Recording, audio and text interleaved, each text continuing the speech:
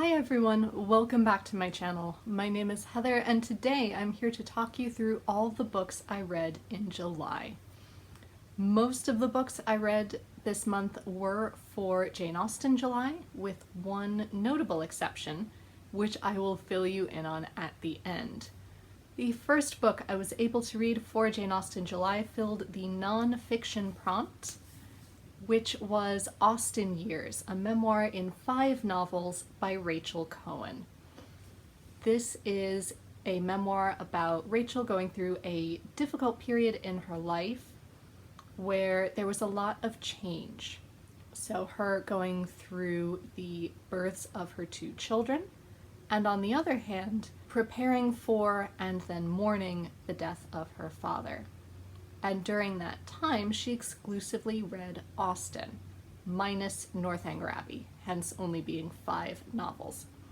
She counts that as unfinished. I was hoping to love this book a lot more than I ended up doing. And I'm very glad to see that on Goodreads a lot of other people felt the same way. This was such a fantastic premise, and I really wanted to see a lot of parallels between the novels and Cohen's own life, or to hear about the way these novels affected her emotionally, but I didn't really get any of that. The chapters were very distinct. There would be a chapter about the book that she had been reading at the time, and then a chapter about whatever was going on in her life at the time. And because it was constructed that way, there were very few opportunities for her to make parallels between those 2 events, which the book is marketed to make it sound as though there would be a lot of those. In addition, when she was talking about the novels, she would make some fantastic points about the novels, or at least what could have been fantastic points, if she had just explained them a little bit further. Additionally, the writing style was very artsy. You can tell that she taught, or still teaches, I'm not entirely sure, but she definitely taught at some point creative nonfiction classes at one of the many universities in which she has taught, because the prose is very flowery. It's almost showing off what she can do, which just got up my nose after a while. So overall, I think this was a great exercise for her to work through everything that she had gone through. And I think because these are her memories that she's dealing with, the links between those memories and the literary criticism are far more clear than they are to the reader. So, an interesting read. It gave me some good things to think about, but beyond that, it was a slight disappointment. Next, I read one of Austen's shorter or unfinished works, anything that isn't one of her main 6 novels. And for this, I read Catherine or the Bower by Jane Austen and finished by Leo Rockus. This was a short novella that Austen had started as part of her juvenilia about Catherine, who is orphaned as a child, her and I believe her 2 sisters. All of the relationships in this novel become very confusing very quickly, as people are referred to by multiple different names, and it's very hard to keep track of who is who. And it's about her youthful adventures coming out in society and meeting other people, much to her very severe aunt's dismay. I thought it was very brave of Leo to try to finish this novel, and I thought he did exceptionally well considering. The style was very similar. I did cheat a little bit to find out where Austen left off and he picked up, but they matched very well. There wasn't an obvious 180-degree change in writing styles. And I thought the characters were very well drawn. They each had their own little quirks, which Leo either fleshed out or continued from the original fragment very, very well. It's not one of my favorites. It felt a little fluffy, probably because it forms part of the juvenilia, but overall a very sweet read, and well done to Leo for tackling this huge task. For the spin-off fiction prompt, I picked up Miss Austen by Jill Hornby, which is a novel about Cassandra Austen and the letters of Jane's that she destroyed after Jane's death, and the reasons why she may have done that, and really looking at her grieving 30-ish years after Jane has died. I found this fascinating, beautiful, and coincidentally I finished it on the anniversary of Jane's death, which just made it extra special and extra moving. I loved the way that Jill Hornby interpreted what could have happened in those missing letters and in the holes in Austen's past that we may never be able to fill. You felt such compassion for everyone. It gave wonderful attention to Cassandra, who I feel like is often overlooked in spin-off fiction. People tend to go straight to Jane.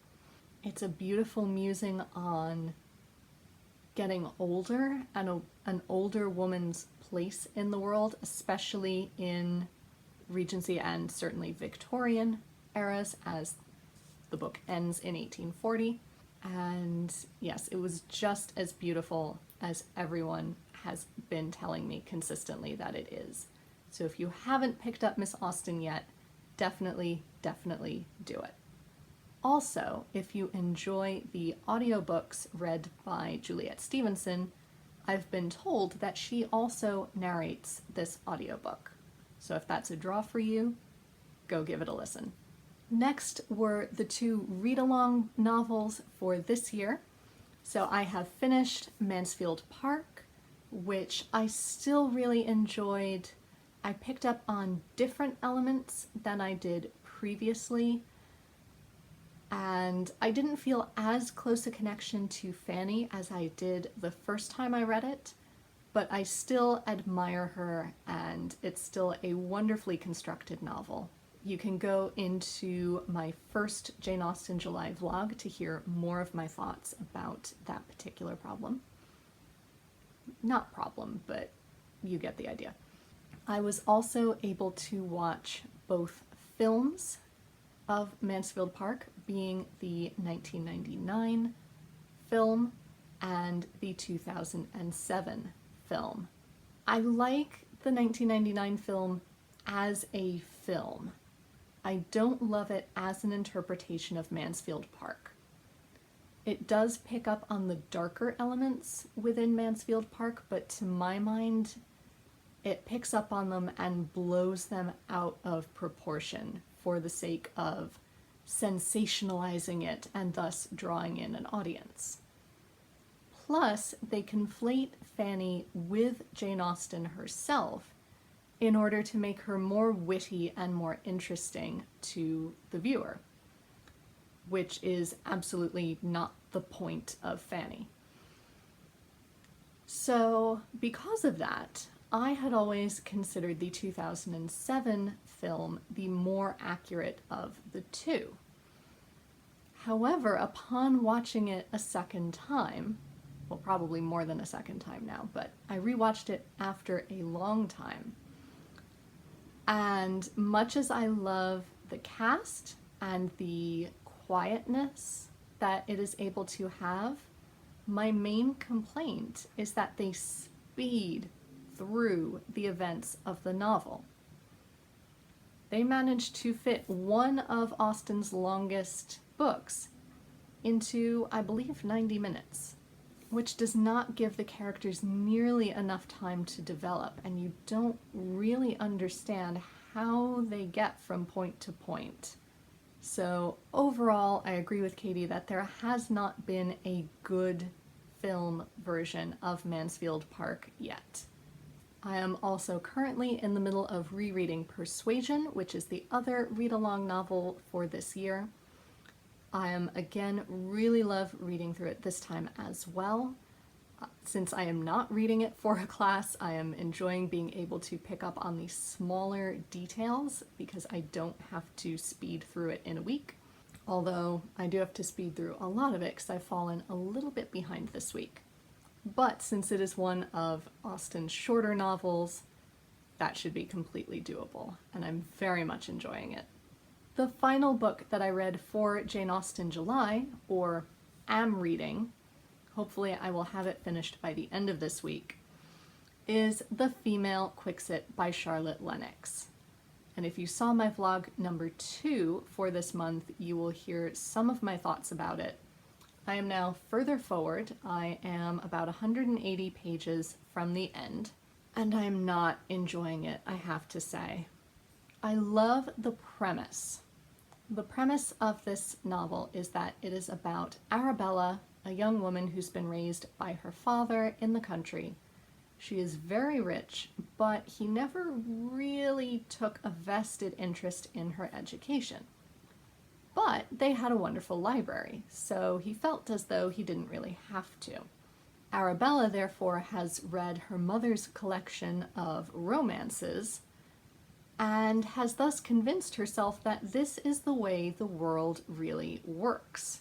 These romances are definitely older style novels from the very, very early 1700s, possibly 1600s as well, and mainly follow stories from antiquity. So Cleopatra and Caesar, Orodates, and a number of other characters who I'm not terribly familiar with, but whose names I can recognize from Greek mythology and those sorts of adventures. So because Arabella is convinced that this is the way the world works, when she actually tries to interact with young people her own age after her father has died, and several of them attempt to actually have a romance with her, it doesn't really work out, and she makes the most outlandish decisions and puts everyone in the most awkward situations. And I have to say, after 200 pages, that is still the plot. The idea that this novel is both playing on a similar premise to Don Quixote, who has read far too many medieval romances and thus thinks that this is the way the world should work, and playing on the very real 18th century fear that the rise of these new novels would affect women, servants, all those of weaker understanding, to have outlandish ideas about the way the world works that are not true, I think is really interesting. But there is no forward movement in the plot. I will try to push through the other 180 pages to see if it does move further forward in any way, shape, or form. I am tempted to just skim it, but the trouble with 18th century texts is that they are very difficult to skim. This one in particular has kept a lot of the original formatting, meaning capitalizing every noun that you come across and not using quotation marks. So thus it's very difficult to scan it for the interesting bits. But I will give it a go, and I will put it up on Instagram with a full review. Lastly, you will have seen in one of my vlogs that I also completed a Jane Austen themed puzzle in the first half of this month, and while I was working on it, I listened to an audiobook, which had nothing to do with Jane Austen July. The audiobook was the Chekhov Collection of short stories, which is, as it sounds, a collection of short stories by Anton Chekhov, as read by Richard Armitage. These are all stories that he really enjoyed, as he was reading a lot of Chekhov's short stories in order to prepare for his role in Uncle Vanya earlier last year. I really enjoyed these short stories. As I mentioned in a previous video, I wasn't entirely sure that I liked Chekhov for many years. But I saw the recent adaptation of Uncle Vanya that he was in on PBS and loved it, adored it. And the version that I read didn't sound like it hit upon so many modern points, as I have now realized that it does. The newer adaptation, as far as I can tell, is very closely based on the original. So I was very pleased to discover that I also loved these short stories, and that I can in fact listen to an entire audiobook without being lulled to sleep.